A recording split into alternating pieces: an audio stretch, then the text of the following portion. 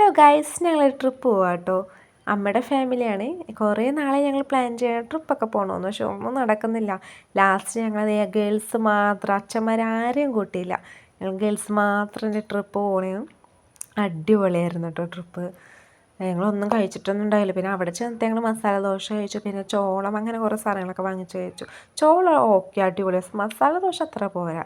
പിന്നെ ഞങ്ങൾ പൊക്കത്തേക്ക് കയറിക്കൊണ്ടിരിക്കുക കേട്ടോ. അത്യാവശ്യം തിരക്കും കാര്യങ്ങളൊക്കെ, വെക്കേഷനല്ലേ, ഇപ്പോൾ നല്ല തിരക്കൊക്കെ ഉണ്ട്. കുറേ കടകളൊക്കെ ഉണ്ട്.